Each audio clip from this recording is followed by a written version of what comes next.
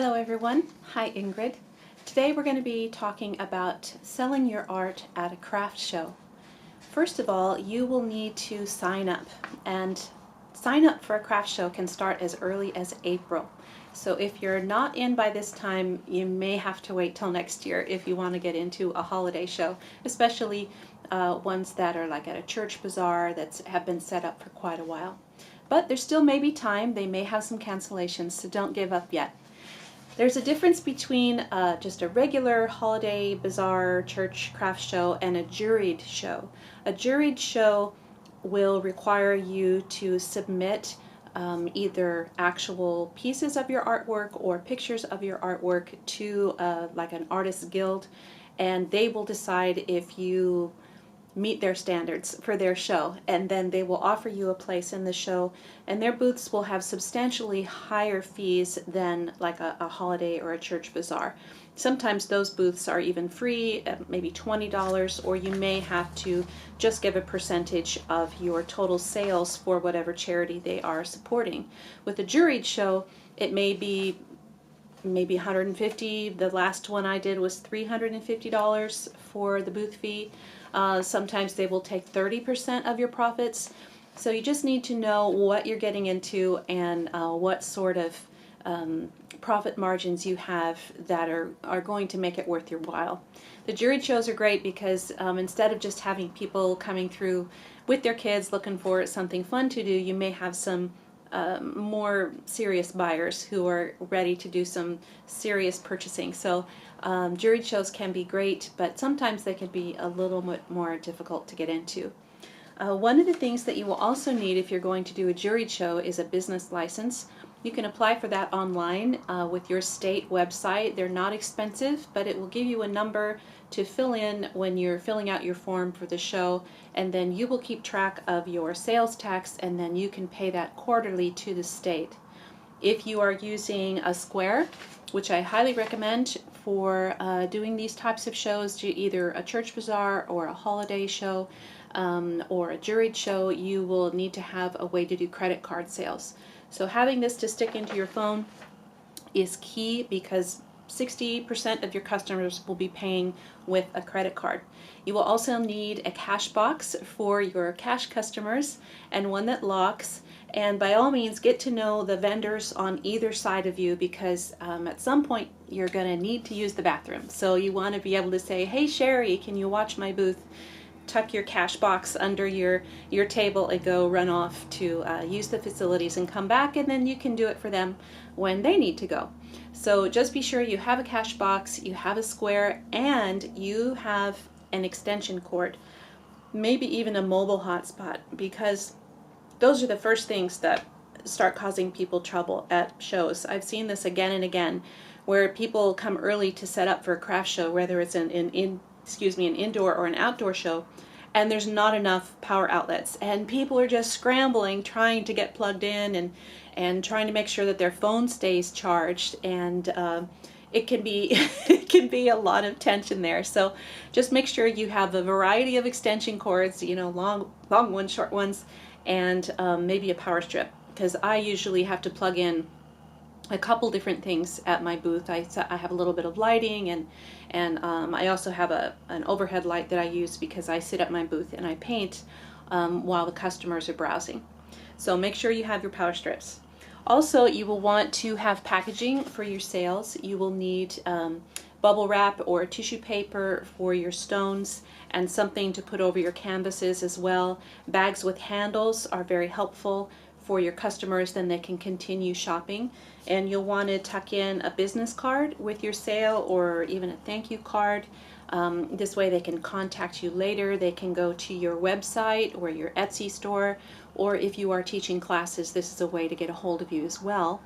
And sometimes, rarely, but sometimes you'll have somebody who owns a business come through the stores, and you can strike up a conversation and say they run a florist shop, or they run the gift shop at the local hospital, and you can get in a conversation and say, "Hey, I would love to consign my things at your store. This is my contact," and let's have a conversation about that. So always be ready to market yourself and to market your art, because you're the one responsible to do it. So just be ready to have some cards to hand out.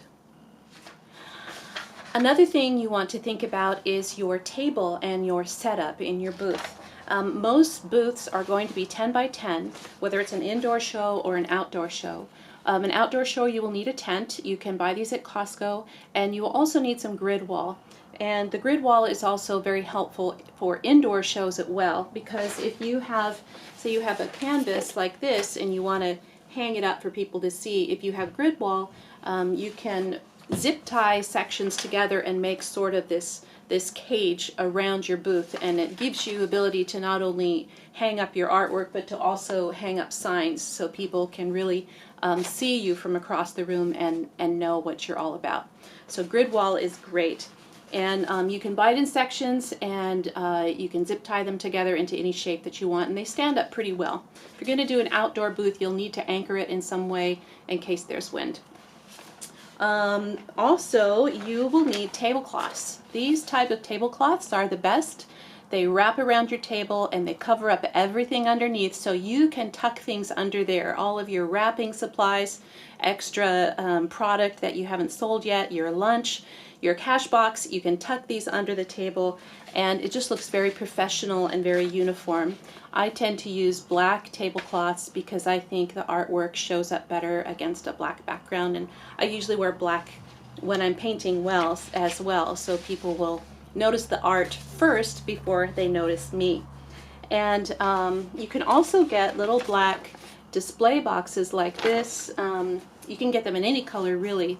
These are for jewelry. I got these on Amazon. This is actually for watches, I think, and bracelets.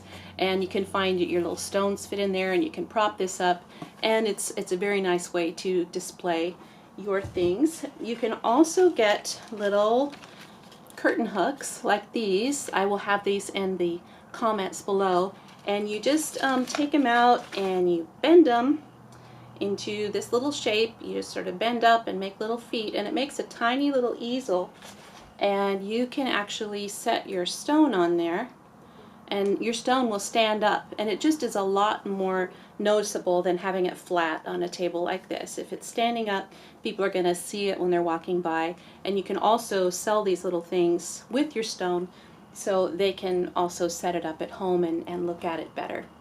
Another way to display is using an old bookcase.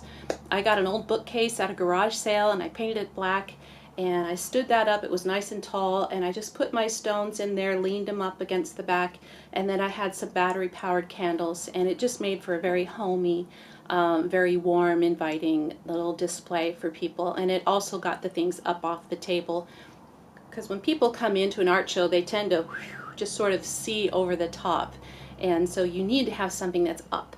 If you have just everything laying flat on a table, they're more likely just to walk by and not really see it. So try and get some things elevated if you can. And like I said, Gridwall is a great way to do that, to get some of your artwork up at eye level. Something else that I do to draw in customers to my booth is I paint. I paint at my booth, and this is risky because not only are you doing this in front of everybody. If you make a mistake, it's kind of, everybody sees it, and you risk people just coming up and messing up what you're doing. They'll bump your table, or they're not really watching their children. And not kidding, I had about a 7-year-old come up and just put their hand right down on what I'd been working on for about an hour. I just couldn't believe it, but it happened. So you're risking things like that, but people tend to come in closer to your booth and to hang around longer if they see you actually at work. People love to watch artists at work. It's a thing. So if you can, and if you're brave, go ahead and paint at your table, and as long as you have a table that's big enough to sort of push it aside so you can do your sale and you can write your receipt and you can do your packaging and then bring your artwork back over to work on. So as long as you have a big enough table to do that, I highly recommend it. Another thing that you need to do at an art show is to be kind to your other vendors. You need to get to know people's names and bring treats and just really talk up your other vendors. If you're making a sale, be sure and tell somebody, oh, you know, if you're looking for stocking stuffers for your niece, you need to go 2 booths down. They have these wonderful handmade soaps. Or if you're looking for something for your husband or your brother, that booth down there, they have lots of really cool guy things. So just be sure and talk up your other vendors, and they will do the same for you. And the whole point is for everybody to make a lot of sales and for your customers to be happy. So be sure and take a look at all the other booths and to try and talk up some of the vendors around you. And if you're able, bring treats. The last indoor show that I did, that was a juried show, we actually had kind of a green room in the back, and people would just bring food to share because you get hungry at these shows. And there was this one lady, she was selling handmade Christmas wreaths. It's hard to say, Christmas wreaths. And she made the most wonderful tamales, and she would bring them and you could smell them when you walked in, and it was wonderful. And I brought popcorn and lemon bars because we had a lot of grandpas in the show who were making things with wood. So I don't know, something about grandpas and popcorn and lemon bars. It was a big hit. So just be kind to your other vendors, talk them up, try and get to know everybody by first name basis if you can, and just enjoy the camaraderie of your fellow artists and learn from them. Ask questions about sales, about packaging, about how they maintain their inventory. I mean, all kinds of questions. They're usually very happy to share, usually. Sometimes you get a bad apple in there, but not very often. Last but not least, you will need a dolly or a wagon for transport. Whether you're doing an indoor show where you will likely just be able to bring your stuff in, you don't know what the weather's going to be like, so parking can kind of be at a minimum when you're setting up for a show. So you want to be able to bring somebody with you, get everything out of your van, on the sidewalk or whatever, go move your car, and then start moving your stuff in so other vendors can come in and unload their things. You don't want to hog the parking spaces. People don't like that. And at the end of the show, you want to be able to pack everything up and get out. If it's dark, if it's raining, just be ready, be prepared, because you want to be able to get in and get out and not lose track of anything. Keep a good inventory. It just helps in sales later. What size stone sold the most? What was my pricing point like? What did people seem to buy more of? I find that at the church shows, people will spend anywhere from like $35 to $50 on average at a booth. At the more expensive shows, I had people willing to, you know, put out $150 for a painting, or I had sold a $275 painting at a juried show. You just never know, and try not to take it at heart if you see other vendors selling a lot and you're just sort of sitting there. It's different for every show. I've had shows where I didn't sell a thing, and I've had shows where I totally sold out, and then I was painting like crazy all week long to try and get enough inventory for the next weekend. That can be really tough too. So don't be discouraged. Try not to compare yourself with other vendors, and just really pay attention to your market, to what your customers are looking for. If they're looking for things that have a specific theme, ask around, like I said, to other vendors, and just learn your market and learn just how hard you're willing to work for this sort of thing. It can be really, really fun. There's nothing like the energy of a craft show, of an art show. It's wonderful, and I hope you all find a way to participate.